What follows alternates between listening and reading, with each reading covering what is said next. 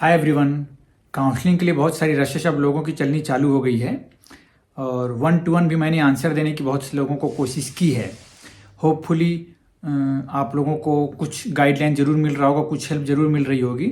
कुछ लोगों के कमेंट्स रह जा रहे हैं क्योंकि कई लोग के क्वेश्चंस ऐसे हैं जो मुझे भी थोड़े से सोचने पड़ रहे हैं, मतलब जिनके बारे में, क्योंकि मुझे भी सब कुछ पता नहीं है। तो जैसे आप किसी पर्टिकुलर कॉलेज पूछते हैं या पर्टिकुलर सब्जेक्ट पूछते हैं, तो मुझे भी कुछ अपने फ्रेंड्स से या फिर आप जैसे ही जो लोग हैं जो पहले सेलेक्ट हो चुके हैं, जो मेरे कांटेक्ट में हैं, उनसे मैं थोड़ा जानने की कोशिश करता हूँ, उसके बाद ही आप लोग को रिप्लाई कर पाता हूँ। उसके अलावा भी बहुत सारे लोगों के रिप्लाईज बच जा रहे हैं, तो ऐसा मत समझिएगा मैंने आप लोगों को इग्नोर कर रखा है। मैं कोशिश कर रहा हूँ कि जैसे हो पाए, जैसे जैसे मुझे समय मिले और जितना अच्छे से मैं आप लोगों को सलाह देने लायक मुझे लगता है तो मैं बिल्कुल देने की कोशिश करता हूँ। तो प्राइमरली मेनली बच्चों के मन में डाउट ये आ रहा है ना कि इतना रैंक है तो मेरा सिलेक्शन हो गया है नहीं, और मतलब सबका मेनली डाउट ये है कि इतना मेरा रैंक है, या फिर वो लोग परसेंटाइल लिख देते हैं। तो परसेंटाइल लिख देने से ना थोड़ा सा मुझे पता नहीं चल पा रहा है परसेंटाइल से, या फिर आप परसेंटाइल बताएंगे तो मैं जान नहीं पाऊंगा, क्योंकि एक ही परसेंटाइल में कई सौ लोग हैं, कई सौ लोग एक ही परसेंटाइल वाले हैं। तो इसको थोड़ा ध्यान रखिएगा।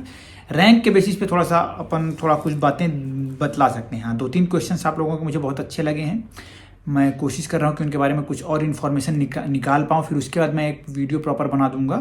पहला तो मुझे बनाना है कि प्राइवेट और डीम्ड में कौन सा अच्छा है, कैसे क्या है, तो उनके बारे में मैं कुछ बातें जानने की कोशिश कर रहा हूँ।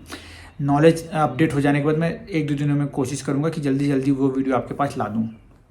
दूसरा, आरएवी के बारे में पूछ रहे हैं लोग, तो आरएवी और पीजी ये दोनों से रिलेटेड एक वीडियो मैं कोशिश करूँगा आज रात तक आपको देने की।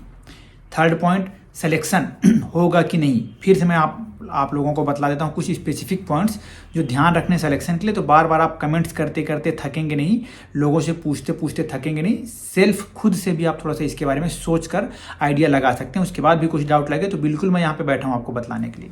तो सबसे पहला फैक्टर जो मुझे इंपॉर्टेंट लगता है वो है आपका AIR, ऑल इंडिया रैंक आपकी कितनी आ रही है। वो जितना ज़्यादा अच्छा रैंक होगा उतना अच्छा कॉलेज और उतने अच्छे सब्जेक्ट मिलने की प्रोबेबिलिटी बढ़ जाएगी। हाँ, दूसरा एक पॉइंट ये भी है, परसेंटाइल से रिलेटेड एक क्वेश्चन था कि परसेंटाइल कम हो या ज़्यादा तो क्या फ़ायदेमंद है हमारे लिए, है ना। तो सबसे बड़ी बात यह है कि जितना परसेंटाइल ज़्यादा होगा, मतलब परसेंटाइल वर्ड को हो जाइए, परसेंटेज याद रखिए कि जितना परसेंट अच्छा है उतना ही ज़्यादा आपके लिए फ़ायदेमंद है। कई लोग ऐसा सोच रहे हैं ना कि जितना कम परसेंटाइल उतना ज़्यादा अच्छा है, तो ऐसा नहीं है, वो फॉल्स, वो मिथ है एक। जितना ज़्यादा अच्छा आपका नंबर होगा उतना अच्छा परसेंटाइल आपका आएगा, ठीक है, वो ध्यान रखिएगा। तो आपकी AIR कितनी है, जितना ज़्यादा अच्छा होगा उतना अच्छा प्रोबेबिलिटी बनेगा। प्लस AIR थोड़ी बहुत ज़्यादा हो जाए तो चल जाएगा। और कैटेगरी रैंक फिर सेकंड पॉइंट में आ जाता है। कैटेगरी रैंक कितनी अच्छी है तो कितना ज़्यादा बेनिफिट मिलेगा, है ना। तो कैटेगरी रैंक अगर 1 to 10 तक है, 1 to 20 तक है, तो बहुत ज़्यादा अच्छे अच्छे सब्जेक्ट आपको AIR से भी मिल सकते हैं। ऑल इंडिया काउंसलिंग जो होगी उसमें से भी आपको बहुत अच्छे अच्छे कॉलेजेस, बहुत अच्छे अच्छे सब्जेक्ट आपको मिल सकते हैं। हाँ, ये ज़रूर हो सकता है कि नेशनल इंस्टीट्यूट सभी को ना मिल पाएँ, क्योंकि वही कैटेगरी वाइज डिवाइडेशन होता है सब्जेक्ट्स का। तो ये ज़रूर हो सकता है कि नेशनल इंस्टीट्यूट्स ना मिलें आपको हर बार, पर यह है कि कुछ स्टेट के कॉलेजेस के कुछ पर्टिकुलर सब्जेक्ट्स या फिर पर्टिकुलर डिपार्टमेंट्स बहुत अच्छे हैं, तो वो सबको देखते हुए कैटेगरी के बेसिस पे आप उसकी ओर भी थोड़ा सा ध्यान दे सकते हैं। बस आपकी जो कैटेगरी रैंक है जितनी नियरेस्ट रहेगी उतना अच्छा है, 20 तक को तो बहुत अच्छा मिलेगा। नेक्स्ट, आपका स्टेट कौन सा है, ये भी एक फैक्टर डिपेंड करता है कि आप किस स्टेट से हैं। लाइक अगर आप DU मतलब दिल्ली से हैं तो आपको IIM में DU कोटा का बेनिफिट मिल जाएगा। लाइक आप राजस्थान से हैं तो आपको NIA में राजस्थान कोटा का मतलब बेनिफिट मिल जाएगा।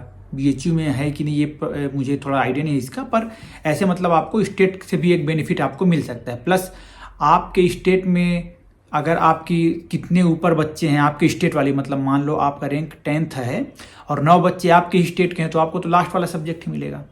मान लो AIR आपका 10th है पर ऊपर आपके स्टेट के कोई और बच्चे नहीं हैं, तो आप अपने स्टेट में पहले रैंक पे आ सकते हैं। तो स्टेट कैटेगरी में देखें तो आपको अच्छी सीट या अच्छे सब्जेक्ट मिल जाएंगे, है ना। ये एक फैक्टर हो गया। उसके बाद मोस्ट इम्पॉर्टेंट एक चीज़ है, वो है प्रेफरेंस ऑफ कॉलेज, और दूसरा प्रेफरेंस ऑफ सब्जेक्ट। कि प्रीफरली आप, कई लोग की इच्छा होती है कि हमें नेशनल इंस्टीट्यूट्स में ही पढ़ना है ना, तो उसके हिसाब से लोग अपने सब्जेक्ट से कॉम्प्रोमाइज़ कर लेते हैं। दूसरा, हमें स्पेसिफिक सब्जेक्ट ही चाहिए, चाहे वो किसी भी कॉलेज में चलेगा। तो इसके अकॉर्डिंग भी आप लोग अपना रैंक को देखकर समझने की कोशिश कर सकते हैं कि जिनका बियॉन्ड 2000 रैंक है उनको या तो प्राइवेट या तो डीम्ड में ही जाने की ओर देखना पड़ेगा, अगर कोई अच्छा सब्जेक्ट, उनके मन का सब्जेक्ट उनको चाहिए तो। है ना, इस चीज़ को थोड़ा ध्यान रखिएगा। थर्ड पॉइंट, आपके अपोनेंट के रैंक व्यू। ये बात वही हो गई कि आपके अपोनेंट जितने कमज़ोर रहेंगे उतना आपको प्रेफरेंस मिलता चला जाएगा। मतलब आपके जो सराउंडिंग्स हैं उनके रैंक जितने कम रहेंगे आपकी रैंक उतनी इम्प्रूव्ड रहेगी। स्टेट वाइज देख लें या फिर और कैटेगरी वाइज देख लें, तो ये सब चीज़ें हैं, तो इसका ध्यान रखिएगा। होपफुली बहुत सारी बातें अभी और क्लियर हो जाएंगी आपकी। फिर भी कोई डाउट बचे तो मुझे बताइएगा, मैं कोशिश करूंगा और क्लेरिफाई करने की। और जो 2 वीडियोस पे मैं वर्क कर रहा हूँ, थोड़ा सा और रिसर्च कर लूँ, कुछ और पॉइंट्स कलेक्ट कर लूँ, होपफुली जल्दी ही उसके लिए मैं कुछ कर लाऊंगा आपके लिए। तब तक के लिए बने रहिएगा और कूल रहना है, घबराना नहीं है। काउंसलिंग जैसे जैसे होगी पता चलते जाएगा और मुझे जैसी इन्फॉर्मेशन मिलेगी मैं आपको ज़रूर बतलाऊँगा।